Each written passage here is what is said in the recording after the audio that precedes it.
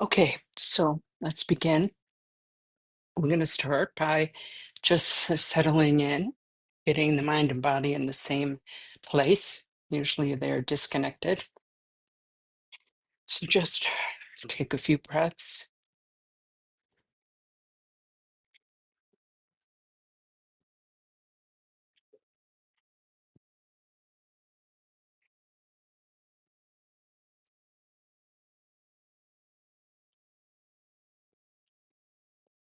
Sound some garabshidi sen pamakara jibani shuna, susunabnata tinkasaso, kateramana so wanda. Omin chiginki potane, dusum sange kangi moani, ratsanchakana suntaseva, so in shabla so wanda. Right, so we're going to start with our bodhicitta motivation. Can everybody hear me okay? Okay. So bodhicitta is a Sanskrit word. Bodhi means awakened or enlightened. Citta means the mind and heart together. So awakened mind, heart, let's say. But the definition is the wish to attain enlightenment for the benefit of all sentient beings. So sentient meaning with consciousness. So humans, animals, and other beings. So everything we do on this path, we try to have that as a motivation. At least we try, like in a situation like this, we can have the motivation that the time we spent together this morning benefits not only ourselves, but others as well. So I give you a moment to set that as your motivation.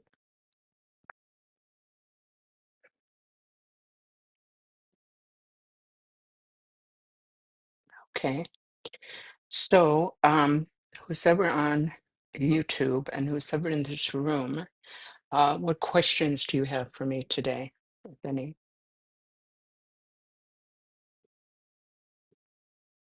Vicky, why is my daughter so terrible? I don't know, man. She's been practicing a long time and she's still a horrible person. I don't understand. No questions. Nobody on YouTube has a question. So everybody knows everything. Okay, good. I'll ask you questions then. Sheila.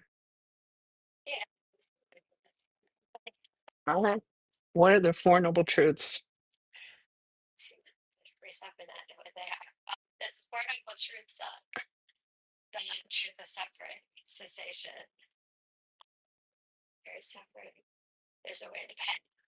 Yeah. You missed the second one.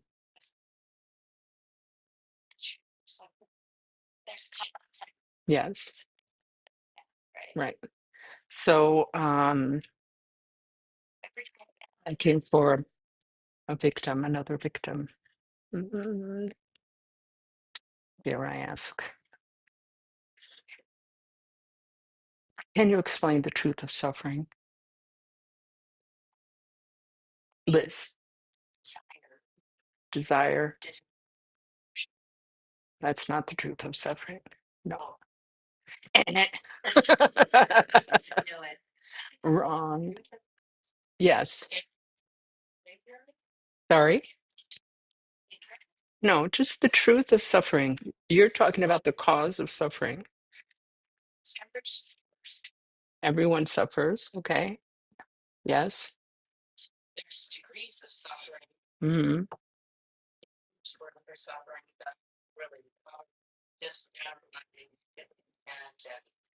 Okay. So I know that people on YouTube can't hear that. So it's she's saying everyone suffers and there's degrees of suffering.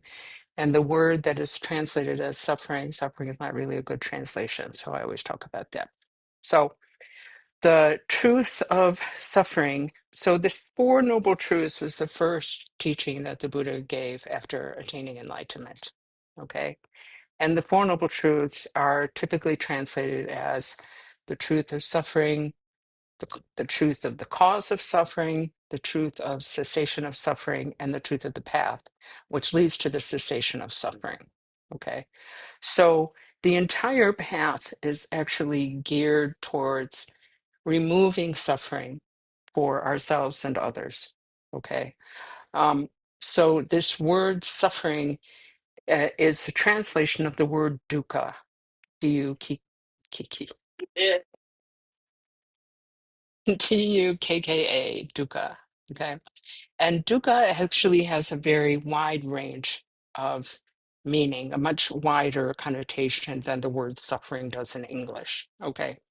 It dukkha means, like, in one sense, like unsatisfactoriness, like never being satisfied. Okay. But it also includes extreme suffering, right?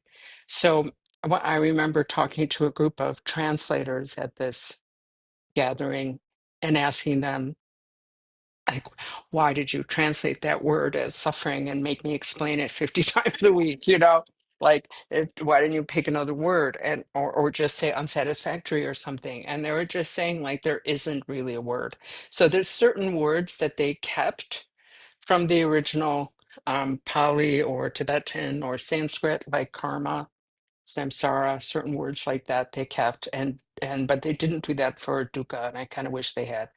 So in any case, it encompasses everything, like physically, from just being a little uncomfortable that you have to shift in your seat, or being a little thirsty or whatever, to the most intense kind of physical suffering, right? Like being flayed alive or something like that, right?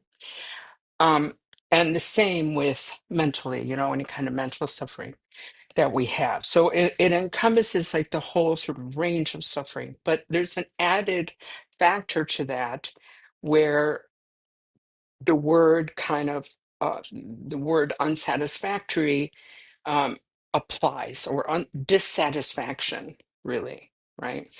So I just remembered there's this really delightful Tibetan Lama who's no longer with us. His name was Lama Yeshe, and he was giving a talk about something like this. And he said, just like Elvis Presley said, you can't get no satisfaction.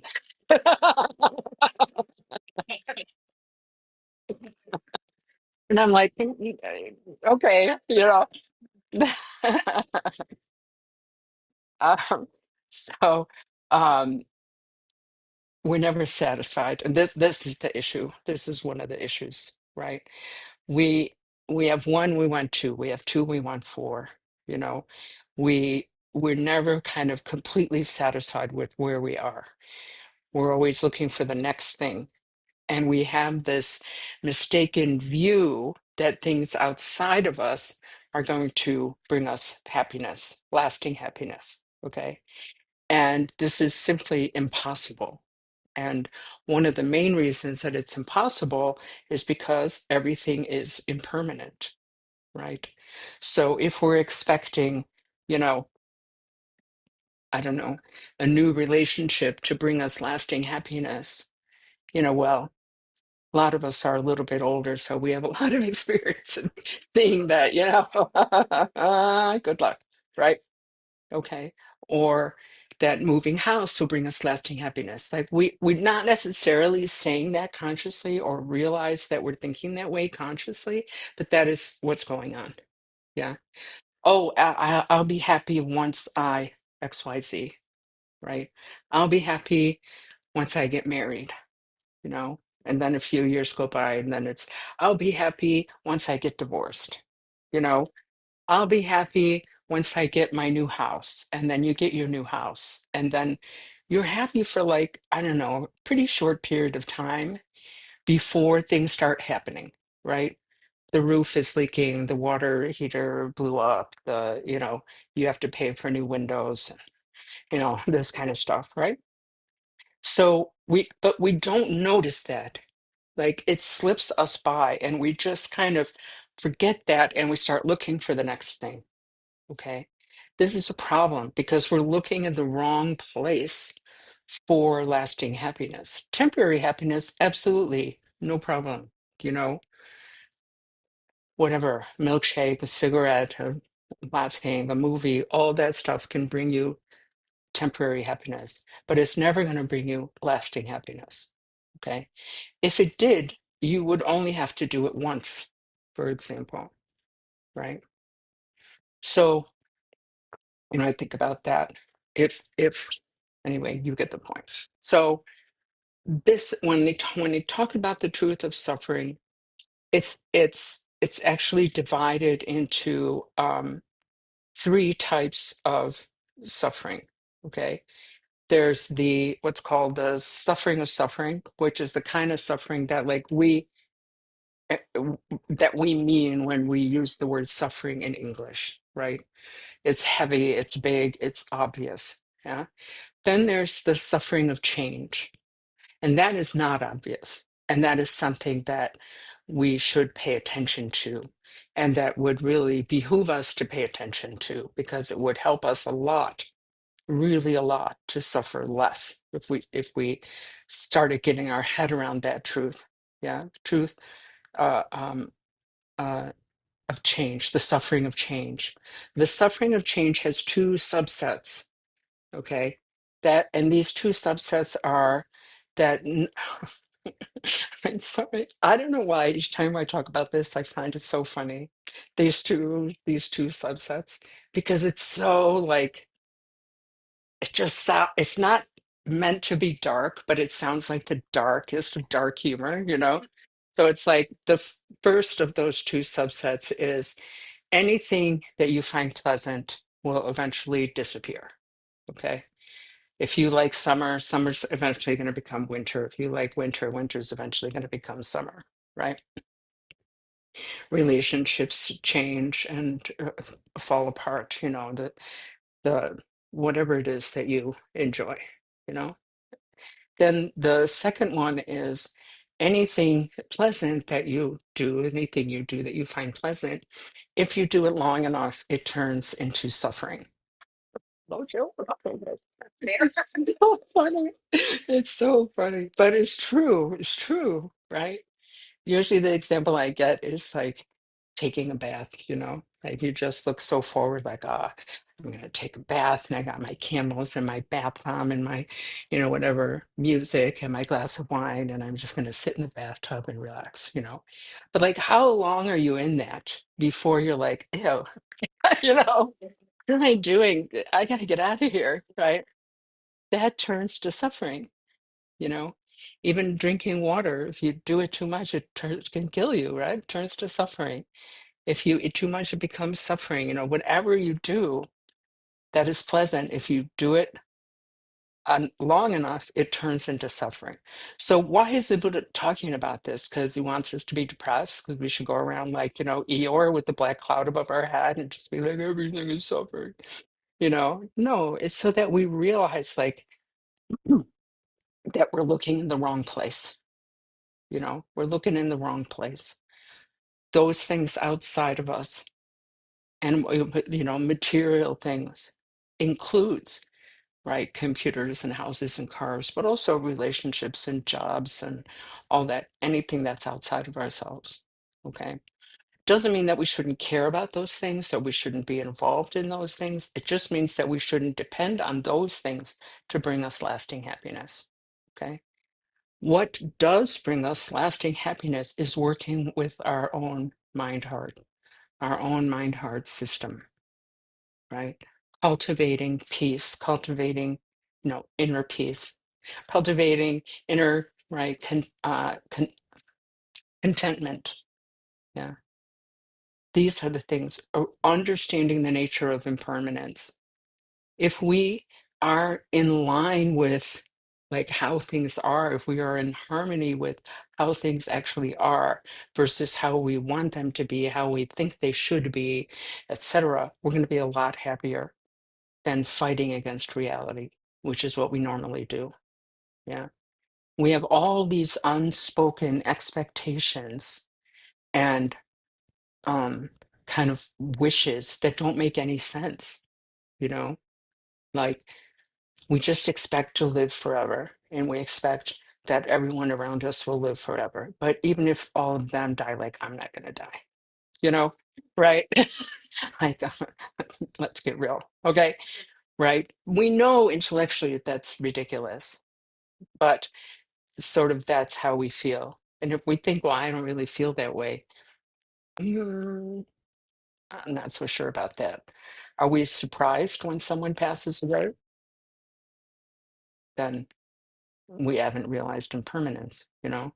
Or if you want to take a easier example, if my phone breaks, right, I'm going to be shocked, right? Which is stupid, really, because of course this is impermanent and fragile. And, I've dropped it a million times. I can't believe that it's not broken, but it's not broken. Okay. But if I pick up my phone and I see that it's broken or even just dead, you know, oh my God, oh, that means I didn't get it. I didn't understand it, and it's not like a great failing and something that's going to send us to hell or whatever, right? It's just we're trying to be aware. And so there's three things that we point to on this path that help us to actually realize these teachings. One is called hearing or study. So we read about the teachings or we, come to teaching or whatever. The other is contemplation. So contemplation, bless you, in this context, there's tissues there if you need. In this context means taking these teachings like home with us, and thinking about it. It's really important to understand that we're encouraged to ask questions. We're encouraged to doubt. You know, does this teaching make sense? If you take something like impermanence, like this, what I remember doing this in the beginning, and I was just like, I just don't believe that. I think there is something permanent, you know. And I thought about it, and I looked around, and I just tried and tried, and I just couldn't find a single thing that I could say was permanent, you know. So even simpler teachings like that, it's not rocket science to think about impermanence. It's super easy to understand. It's just something that we don't do very often. So, um, so that's the truth of suffering. Hey, Em, hi. Oh, hi. Go ahead. Um, where's the restroom? This way? Okay. Oh, okay. Um, um, right. So contemplation. So if we're thinking about impermanence, then think about it, like when you go home, think about it. Like, how has my house changed? Or, I often ask people to think about it when you're brushing your teeth, you know. We think, oh, I'm the same person in the morning as I am in the evening when I brush your teeth, when I'm brushing my teeth. No, you're not. You're not. You're X amount of hours older. Your teeth have degraded a certain amount. Your toothbrush is, getting shaggy, right? Your toothpaste is slowly going down, you know, whatever. You can look at anything and everything, but just to think about that daily and to try to notice that daily and contemplate that daily is so helpful for the bigger changes in life. If we can get used to these small depths, these small bits of impermanence, we'll be much better prepared to face the larger, challenging types of impermanence that we have in life, right? So, so we need to think about that. And then meditation. So meditation then helps us to digest these teachings, to make it part of us.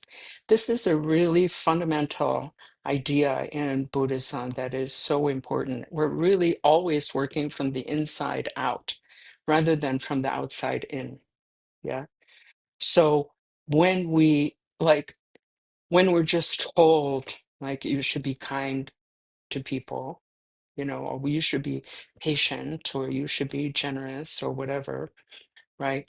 Um, it's if it just remains an idea like I should be this way, but we don't feel that way, the way that we feel is always going to come out eventually versus the way that we want to be thinking and feeling. Whereas, like with meditation, we can train the mind with these three things: study, contemplation, meditation.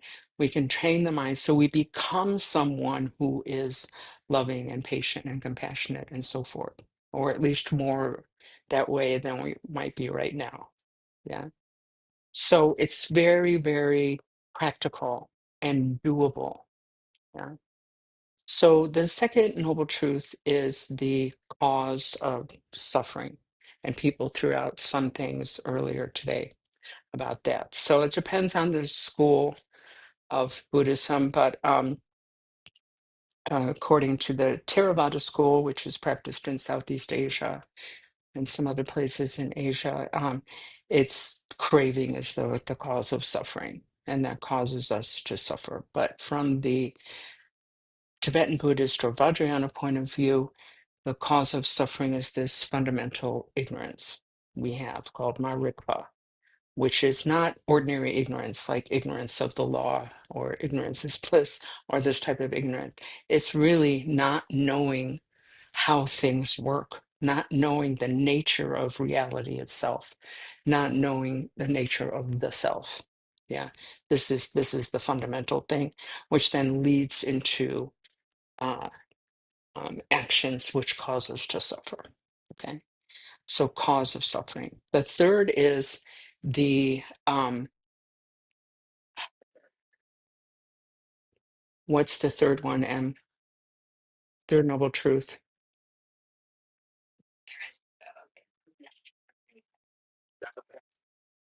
No, that's the fourth.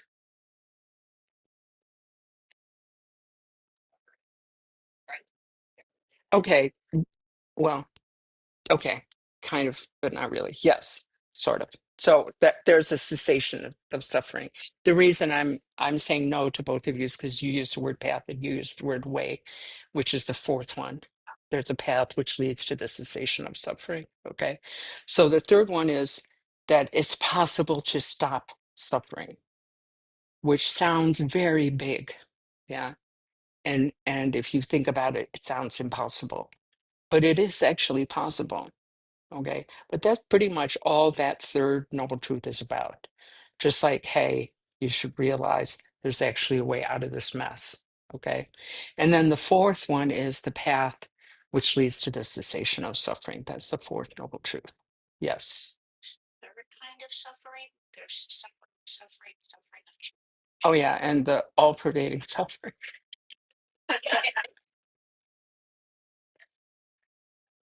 That every time I talk about that, it's just so because people, if they just hear this kind of, or they just briefly sort of scan this type of teaching, they can think Buddhism is really negative and pessimistic, And then I want to say, like, it's not negative and it's very positive, but like there's all these different types of suffering, and so but it's really not because you're trying to get out of it. It's just giving you the problem, but then it gives you the solution too.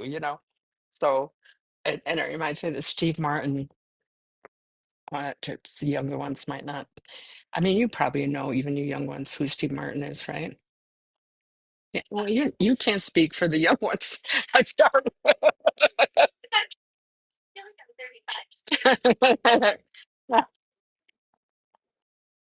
Anyway, he is a comedian, if you don't know who he is, and he plays the banjo.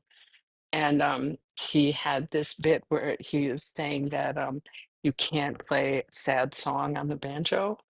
And he would just play this like really jaunty melody and then go, oh, death and, and murder, you know, like say death, destruction, and murder and horror or something like that.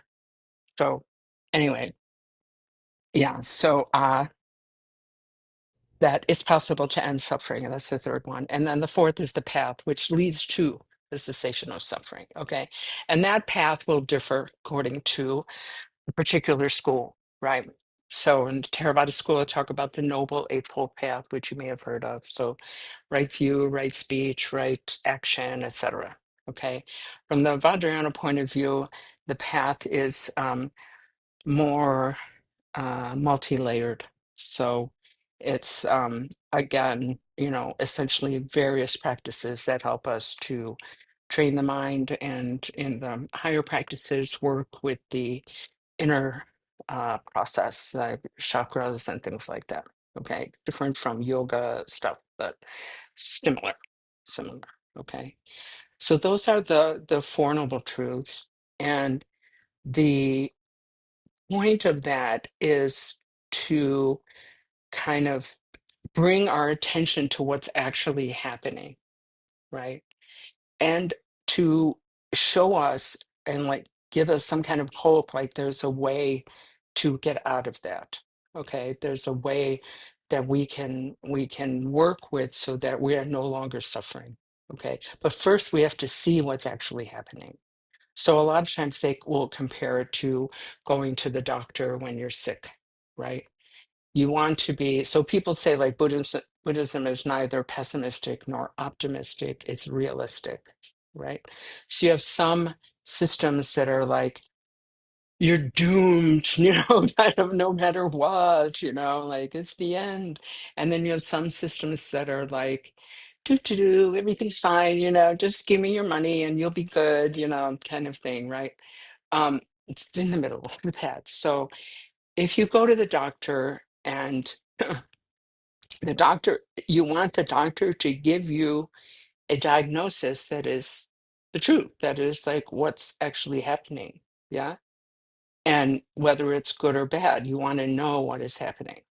So, so that's the first noble truth, is just the diagnosis. And then the second one is, what is the cause? What is the cause of your illness? Yeah. Maybe you are smoking too much. Maybe you have genetic issues. Maybe I don't know, somebody poisoned you. I don't know, right? That's the cause. And then the third is saying, but there's a cure. There's cure. Don't worry about it. There's the cure. And here's what you need to do to apply this cure. Okay.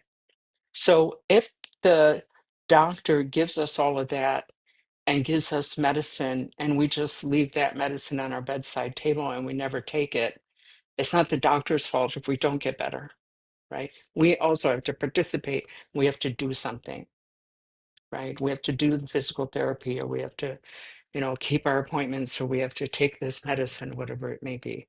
Yeah. So these Four Noble Truths are not in any way to glorify suffering, which also sometimes people mistakenly believe that, Buddhists think that, oh, suffering's so great and, everybody really needs to suffer in order to progress. No, everybody's just going to suffer anyway. Like that's just unfortunately how it is, you know, um, to one degree or another, in one way or another. Yeah. Um, but we need to know what's actually happening, and we need to know to look in the right place in order to be free of suffering. Okay. Any questions if you're on YouTube or in this room? I'm just wondering if there's any difference between this thinking suffering and mental or spiritual suffering. Sometimes mental or spiritual suffering, that doesn't suffer. Right, right. So her question was, is there any difference between physical suffering and mental suffering? And sometimes the mental suffering is from the physical suffering. Is that right? Okay. Yes, there is um, well, it depends on the kind of level of subtlety that you want to go into, but um, the body and the mind are related. They have a relationship, right? So the our mental state can affect the body, our physical state can affect the mind. It's why we keep a certain posture when we're meditating, because there's a recognition of the mind body connection, right? So, yes, we suffer mentally from physical pain, for example, especially things like chronic pain or serious disease. Okay.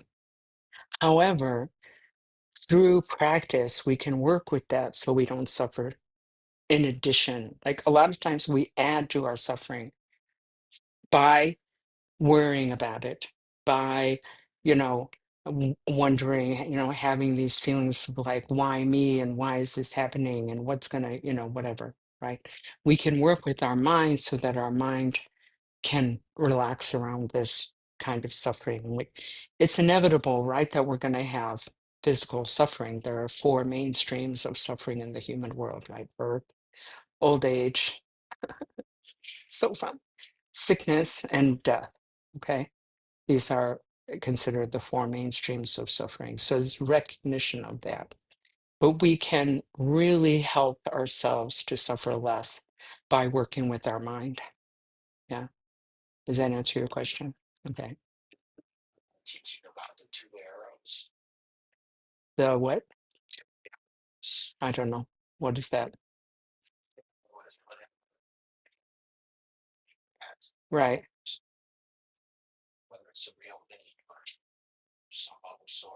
Mm-hmm.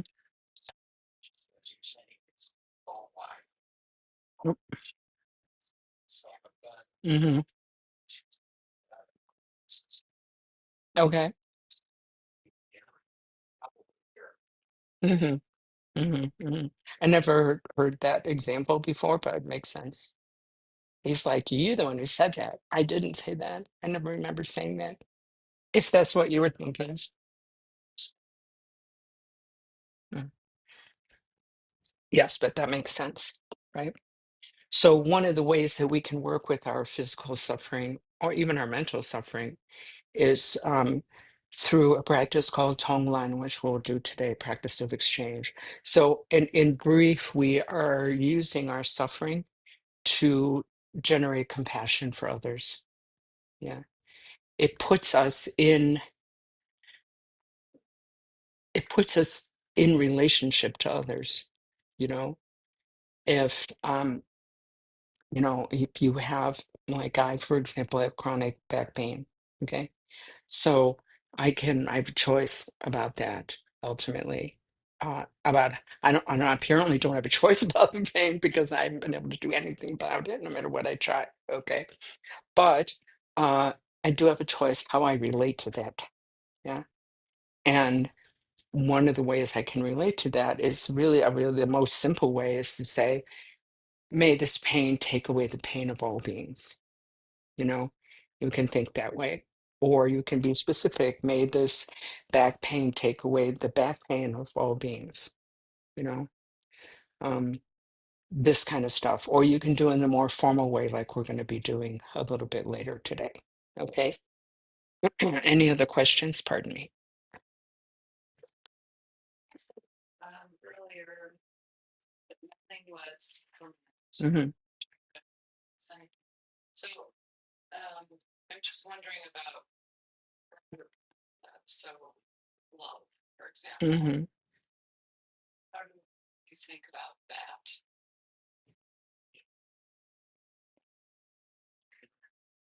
What is love? Baby, don't hurt me. Um, Love is not permanent. I mean, if you're gonna go in that aspect of permanence, love is not permanent. You know, we love and then we don't love. Just the fact that we can love a person and then not love them anymore proves that love is not permanent. You can love someone your whole life, but it's still not permanent, right? You die, they die. Sometimes you don't love them, if they bug you enough, even if it's only briefly, you know, poor Rhea, poor Rhea, his wife. Oh, that she has to go through into her. Do you understand? I feel like you don't. I feel like you have more questions. I mean, more questions. I just can't really. I'm thinking of it about it more as a concept. Yeah. Actual engagement. I'm not so much thinking about. But love doesn't exist on its own. Love exists in people and in animals, I believe anyway. Right? So it can't exist on its own. It's just an idea floating in space, right? It's something that sentient beings experience, you know, or don't experience, depending on their life story,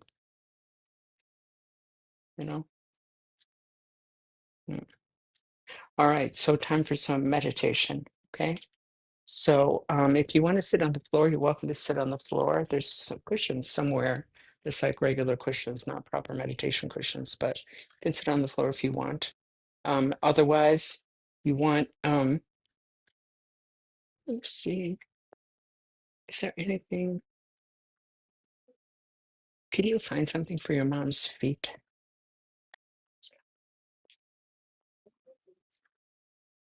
So you want to have your feet flat on the floor in front of you. If you're sitting if you're on YouTube, you're sitting on your bed or you're sitting on the floor, and just cross your legs in whatever way is comfortable for you. Okay. Otherwise, feet flat on the floor. All the other instructions are the same. Okay. Thank you.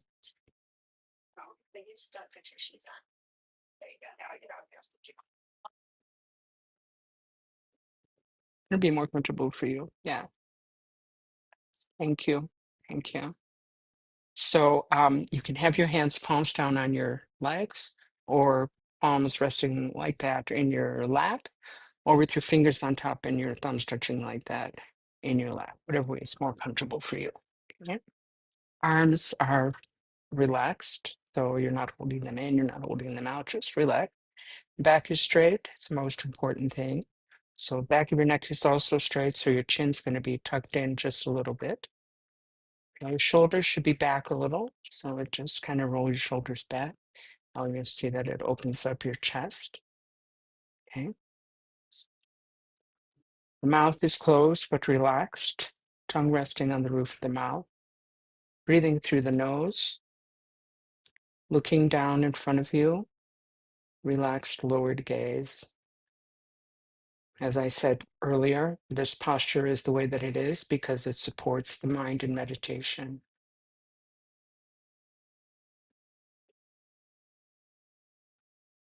So bring your attention to the sensation of the breath coming in and out of the nose. So just focus at the end of the nose. Okay. And just take a moment to notice that sensation.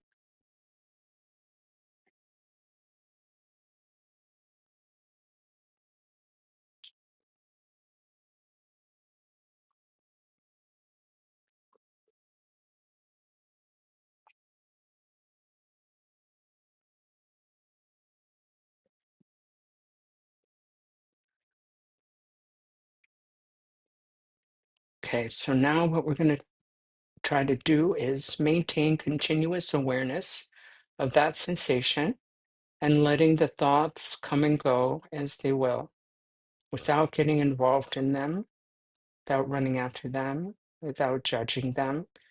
Just consider them like clouds in the sky, arising, dwelling, disappearing on their own. Let's try that for a few minutes.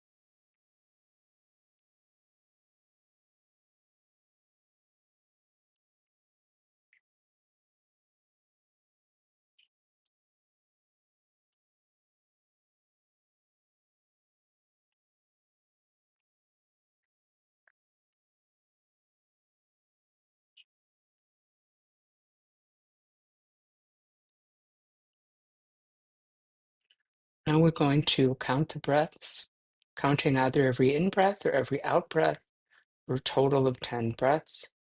Counting helps us to realize more quickly if we've gotten distracted because we will have lost count. Okay.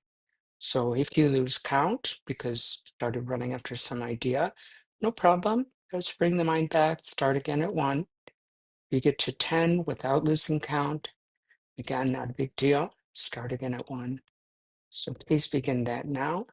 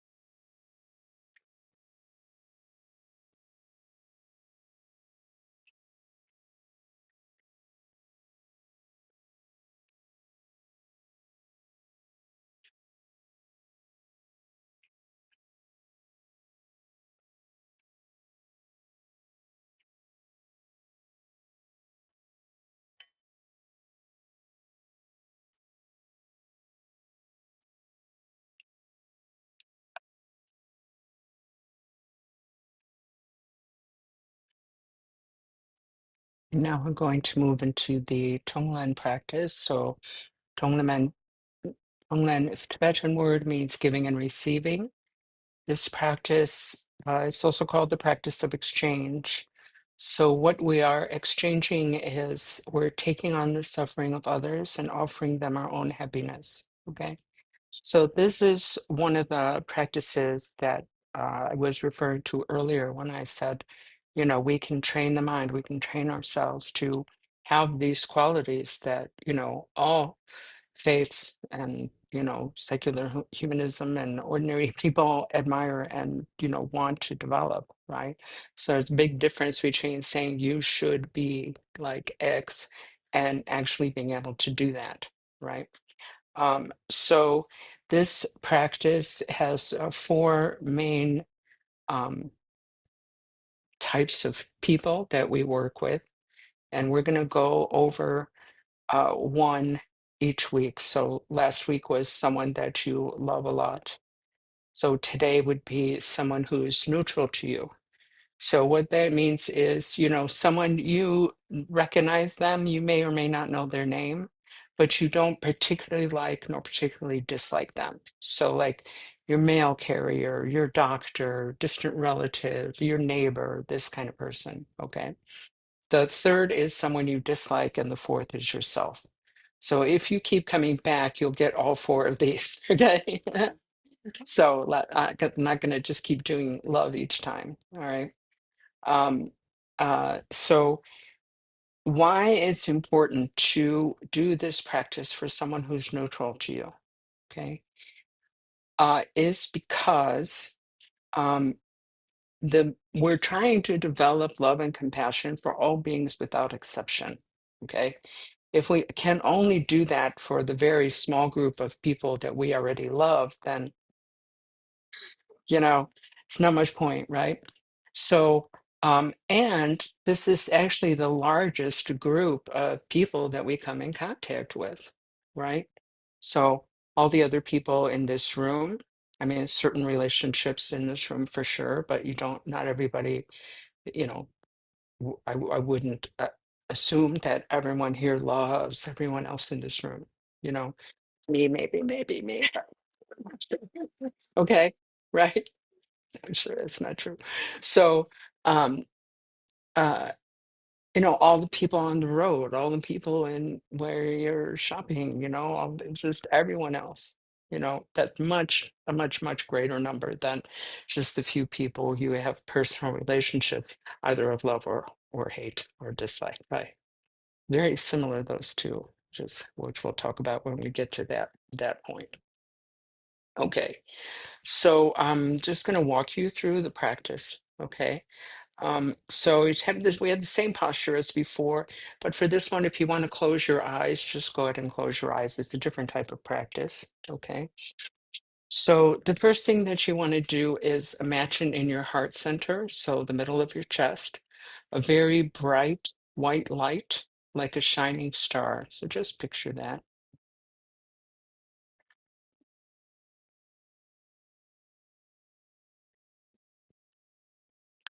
Then imagine that you're breathing in gray smoke through all the pores of your body. It's hot, heavy, and dark, comes through all the pores of your body and slowly dissolves into the white light in your heart center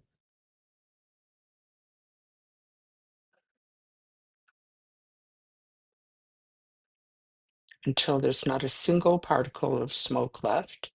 There's only light.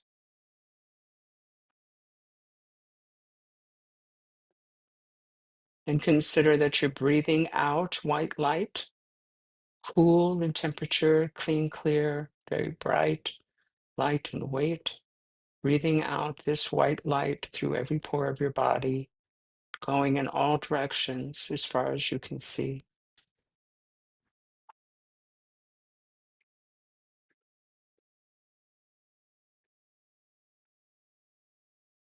Now imagine in front of you someone who fits that category of neutral to you. You know them, you sort of recognize them, but you don't have a relationship with them of either positive or negative.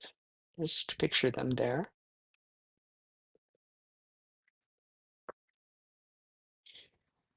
So first thing we want to do here is to recognize that this person has a full life just like we do.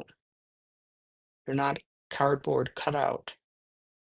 They might be bringing out our groceries, but they have family and loved ones and a history and hopes and dreams,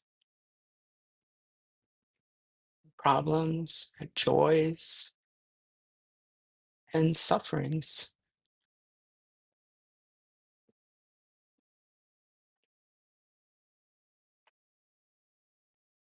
Just like us, they want to be happy.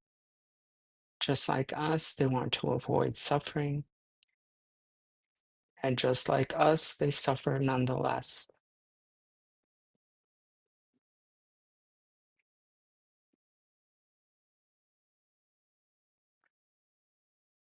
So we want to generate compassion for their suffering, even if we might not know it. Just they might be sick. Sometimes people are very sick and look fine from the outside. They might be in the middle of a divorce. They might be grieving. They may have money problems or other concerns. They might suffer from anxiety or depression. Okay?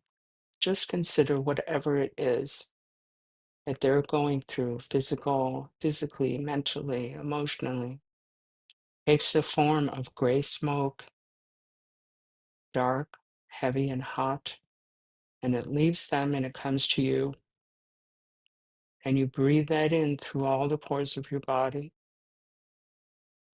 and all of that smoke dissolves into the white light in your heart center until there's not a single particle of smoke left. There's only light.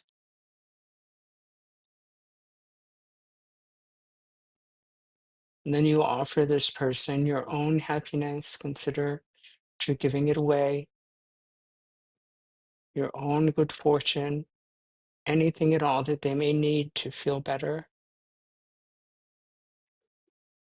and the wish that they attain full enlightenment in this very life. All of that takes the form of white light, cool in temperature, clean, clear, bright, light in weight.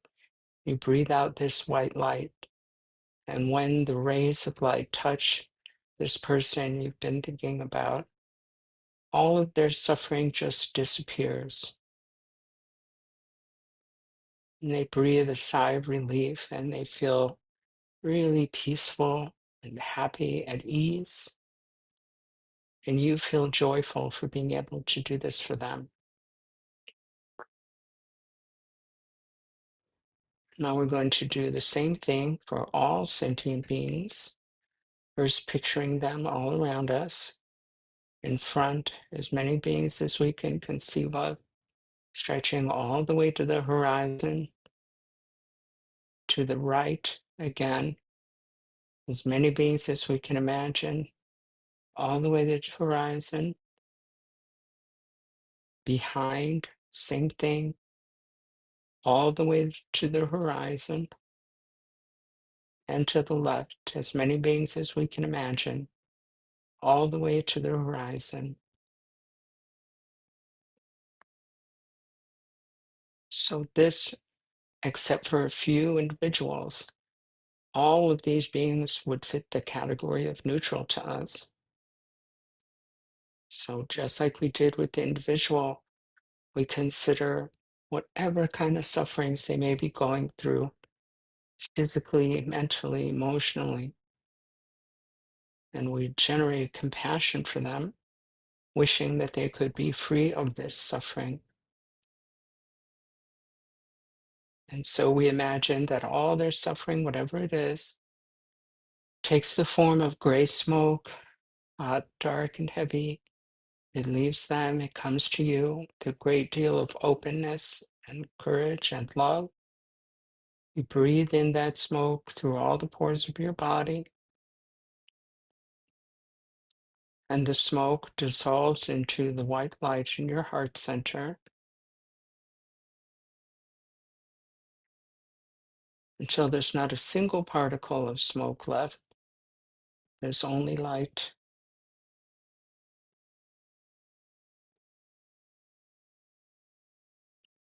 Then you offer all of these beings without exception your own happiness, good fortune, anything that they may need to feel better, and the wish that they attain full enlightenment in this lifetime.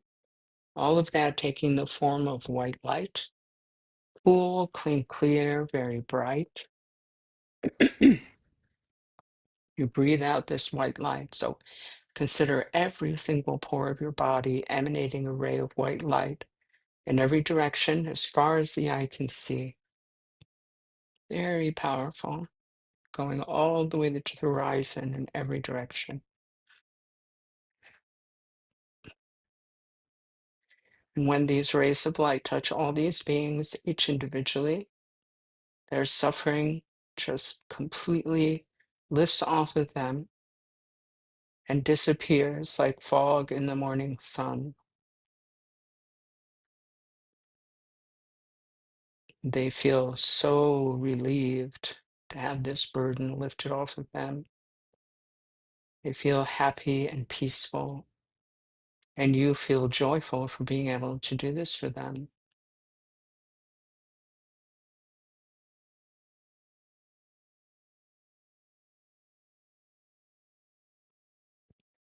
Now we let go of the visualization altogether, bring the focus back to the breath and into the present moment, here and now.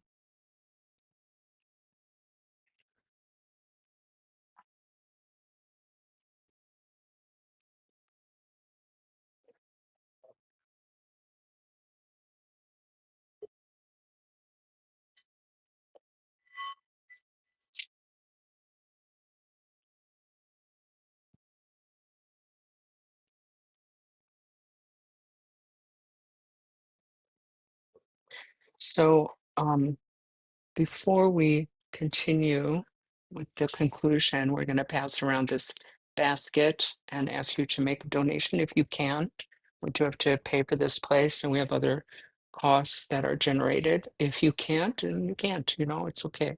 But if you can, we'd really appreciate it. Um, Meanwhile, are there any questions while we're doing this? Are there any questions?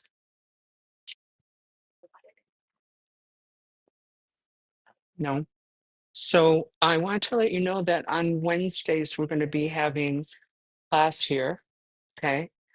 So if you want to register for that, it would be great to register as soon as possible because it starts on Wednesday. Okay.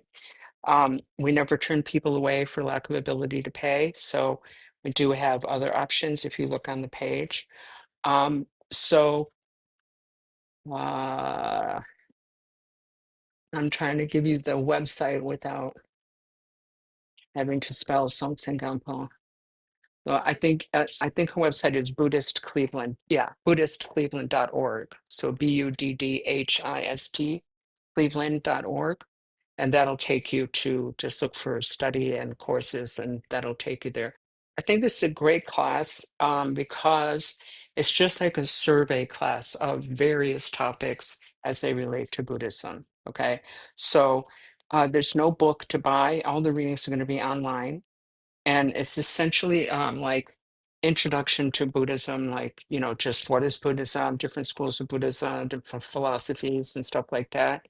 And then there's like death and dying, Buddhism, and science and psychology, politics, women, and other things. Okay, so it's just like a brief introduction, but you'll have a pretty good idea what Buddhism is about by the end of this course. So if you'd like to join for that, please do so as soon as possible. So code here too, you could get to the website. Oh yeah, there you go. Uh, if you want to Yeah, if you want to scan any of those QR codes. So now we're going to say these closing prayers. If it's not your cup of tea, that's totally fine. You're not obliged in any way, okay? I'm going to share it online here. We're going to start with the prayer for the long life of His Holiness the Dalai Lama. That's where we're starting, and then go down and then right. These prayers, we're just going to do all these in English. It's what we do now in meditation. I don't know why I made a decision. Okay, again, up to you. In the celestial realm, encircled by snow peaks, you are the source of every happiness and benefit. Tenzin Gyatso Avalokiteshvara himself. May your feet, lotus feet remain firm for 100 eons.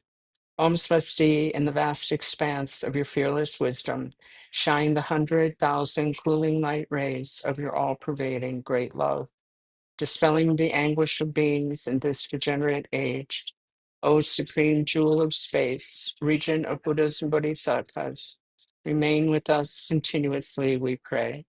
Om Swasti, through dependent causation and the blessings of the infinity of long life deities, may Pema Wangel, prophesied magical emanation of the Taklin Setro, be firm in body, speech, and mind, like the king of the founding drum, Amitabha, and may the great waves of his wishes for the teachings and beings spread out to their ultimate extent.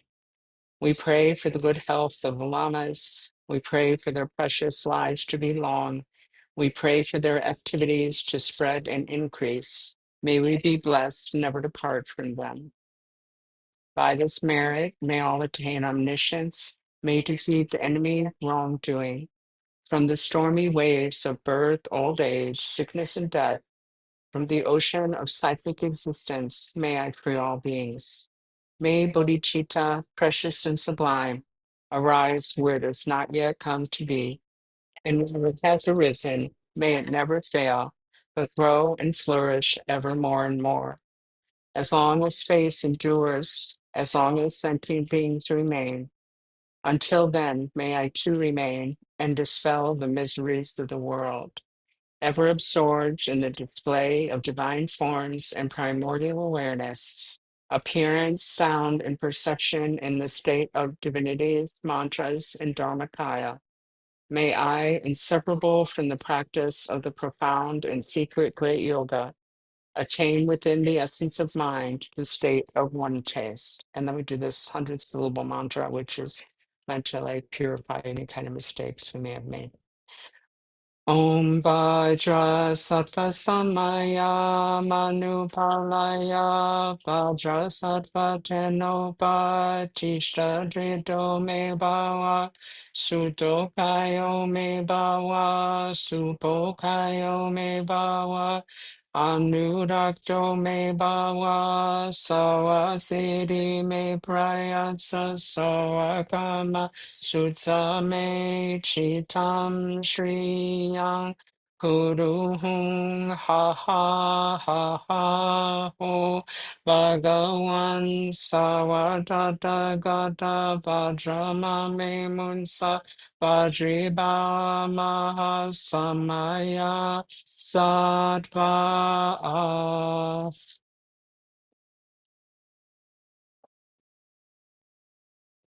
Um, okay, so I do have a couple more announcements before you head out. Just so that you know, we meet here every Sunday, okay, now. Same time, 10:30 to 11:30. We're also on live stream on YouTube each time. So you just look for Buddhist Cleveland on YouTube and it'll take you there.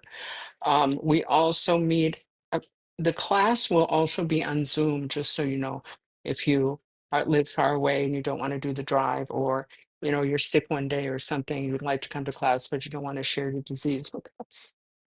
So one form of generosity we really don't want. Then you know, you can join on Zoom for that. We also practice Buddha sadhana 3 times a month on Zoom. That changes because it's according to the lunar calendar. You can find out all that information on our website. If you're on YouTube, all the links for donations, website, everything is below in the description box. What else? If you're on YouTube, please like, subscribe, comment. Really helps us to be able to share with more people. What else? So we have sign up for the newsletter if you haven't already. That's really the best way to be the first to know, what is going on. And again, something you can do on the website. Do we have a QR code for the newsletter up there? Is that part of it? Yeah. So you can sign up directly by using these QR codes. which, not my favorite thing. So I hope to see you again. Thank you so much for coming. Thank you for your generosity. Thank you for your time. Thank you for being so cute and wonderful. And I love you. Okay, bye.